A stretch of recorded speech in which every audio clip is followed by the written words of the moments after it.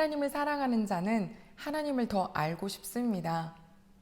저도 모태신앙이었지만 하나님을 알아갈 때 그 알아가기 위한 방법을 때로는 밤을 새워 기도해 보기도 하고, 때로는 이걸 잘 아는 사람이 없나 하며 뭔가 말해준다 안다라는 사람을 찾기도 하고, 하지만 결국엔 아버지 말씀에 하나님의 뜻이 담겨 있다는 것을 알았습니다.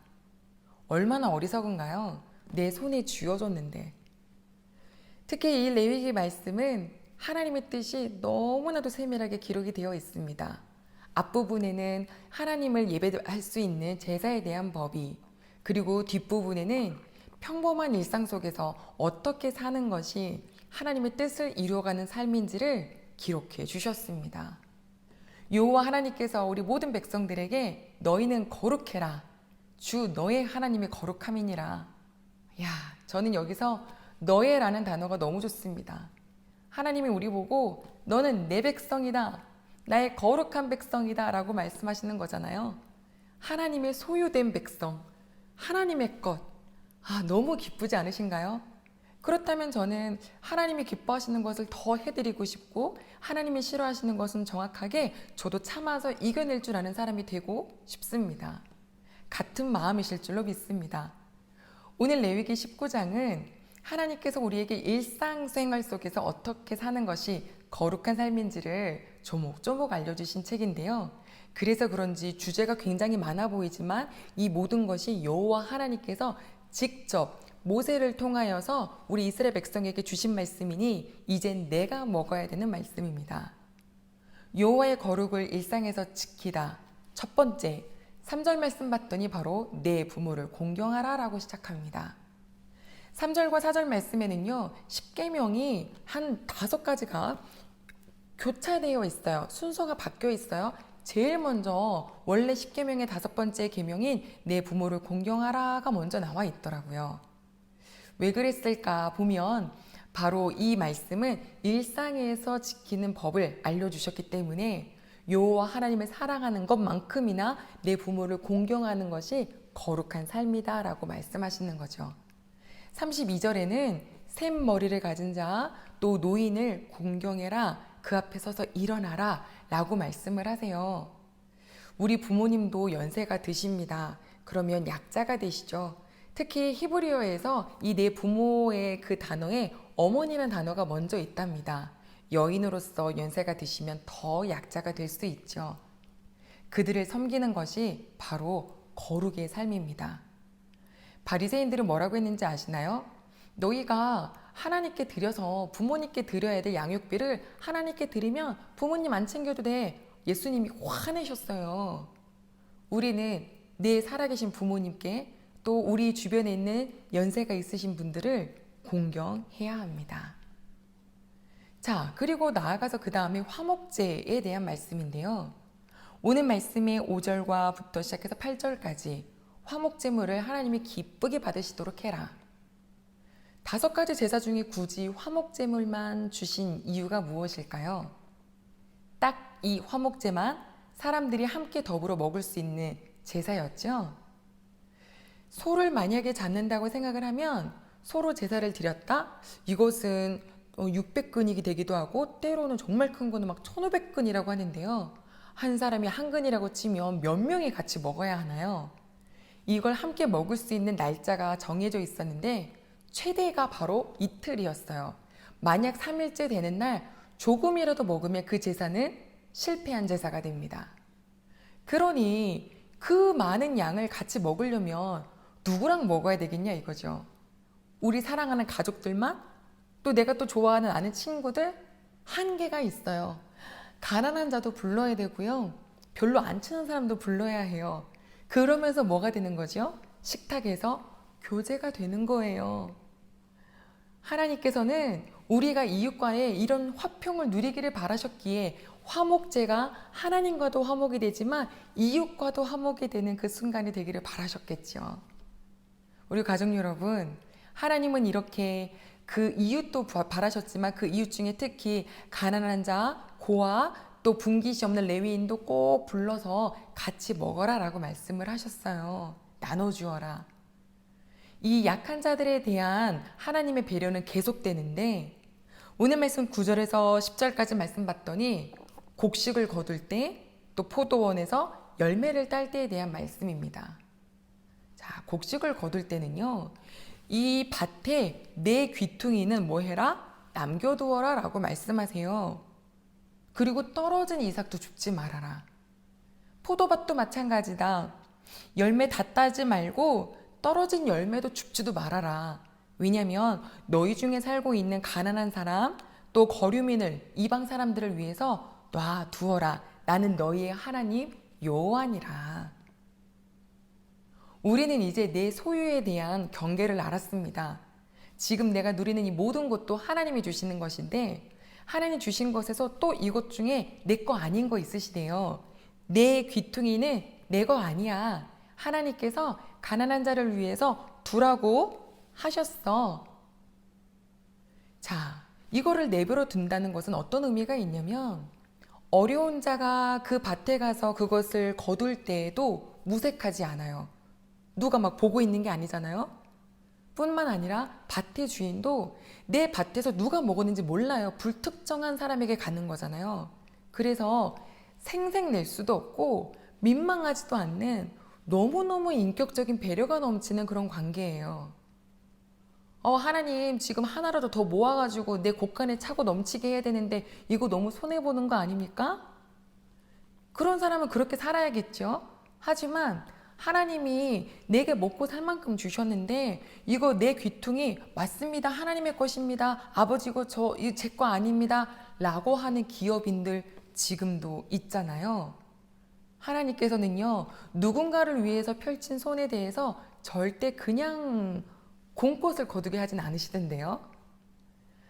그렇다고 나는 내 귀퉁이 남겼는데 왜 저 사람은 안 남기냐라고 하면서 막 이렇게 비난해서도 안 됩니다. 누군가는 아직은 남길 수 없는 형편의 사람도 있을 수 있거든요. 우리 그런 분들은 하나님께 기도하시겠죠. 아버지 저에게도 열어주셔서 누군가를 위해서 섬길 수 있는 그런 자 될 수 있도록 도와달라고. 반드시 하나님 아버지는 그 기도를 들으실 겁니다. 자, 소유에 대해서도요. 내 것 아니에요. 하나님의 것이에요. 이거 쉽지 않지만 하나님을 경외한다는 것. 이것이 바로 이 거룩의 방법이라는 것을 기억한다면 해볼 수 있을 겁니다. 자, 계속 이어서 갑니다. 너희는 도둑질하지 말며 속이지 말며 서로 거짓말하지 말고 거짓맹세하지 말아라. 즉, 거룩의 삶의 가장 기본적인 건 거짓말하지 말고 도둑질하지 말고 속이지 말아라입니다. 이웃과 함께 살 때 올바른 관계를 맺으라는 거죠. 사고 팔 때도 정직하게 남의 것 도둑질하지 말고 내 손으로 수고하여 일해서 번 것으로 오히려 구제할 수 있도록 해라. 하나님께서 우리에게 주셨습니다. 네 이익을 위해서 아무렇게나 여호와의 이름을 막 가다가 쓰지 말아라. 더 나아갈까요? 너는 내 이웃을 억압하지 말고 착취하지 말고 품꾼의 싹을 아침까지 밤새도록 두지 말고 귀먹은 자 저주하지 말고 장애인 앞에다가 장애물을 놓지 말아라. 나는 너희의 하나님 여호와니라.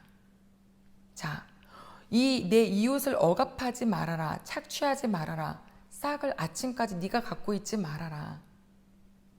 가난한 자들은 그것을 먹어야 그것을 받아야 살 수 있는데 그것에 대해서 너가 얼른 누가 그러던데요.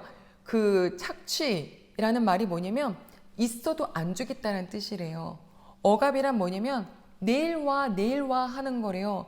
얼마나 그 없는 분들에게는 힘이 드는 일이에요. 우리가 누군가에게 줄 것을 주지 않는다는 것은 게으름이 아니에요. 이건 악이에요. 악. 제가 그래서 신문 고지서가 왔더라고요. 그런데 제가 그거를 저쪽에 잠깐 놔뒀단 말이죠. 오늘 말씀 준비하면서 제일 먼저 달려가서 신문 고지서부터 갖고 와서 얼른 바로 송금했어요. 저는 그냥 뭐 나중에도 되겠지라고 했지만 이것은 누군가에게 지금 오늘 당장 필요한 것일 수 있다라는 생각이 들었기 때문입니다. 하나님 너무 자세하시죠? 네. 그리고 또 장애를 가진 사람들 앞에 규례를 주셨는데요. 당시 이 근동 지역에 장애를 가진 자를 위한 어떤 법 전혀 없었어요. 오직 우리 여호와 하나님만 계셨어요. 우리 하나님은 다 보고 계시니까 절대 그들에게 대해서 악한 행동하지 말아라 라고 하시는 거죠. 자, 일단 우리 교회 안에 혹시 받아야 되는데 못 받으신 분 계시나요? 그분은 아마 하나님께 얘기하고 계실 겁니다. 줘야 되는데 안 주시는 분 있으신가요? 오늘 말씀을 들으시고 주시는 우리 식구들 되시기를 소망합니다. 자, 15절, 16절입니다. 너희는 재판할 때 불의를 행하지 말고 가난한 자의 편이라고 또 들지 말아라. 세력 있는 자라고 두둔하지 말아라. 공의로 사람을 재판해라. 이 말은 무슨 말인가요? 사람이 이제 더불어 살면 일이 생길 수 있는데 무조건 가난한 자라고 다 옳은 것이 아니다. 무조건 부유한 자라고 저 사람이 다 욕심으로 하는 것이 아니다. 진짜 정작 필요한 것은 바로 무엇이냐면 공의라는 것이라는 거죠. 그런데 대부분 누구에게 많이 치우치나요? 힘 있는 자에게 많이 치우치죠. 그래서 아마 이 말씀은 힘이 없는 분들에게 더 큰 힘? 더 큰 그런 아버지의 힘이 되는 말씀일 것입니다. 자, 그리고 백성 중에 막 돌아다니면서 비방하지 말라고 하셨어요. 그곳은 내 이웃의 피를 흘려서 네 이익을 도모하는 것이라는 거죠.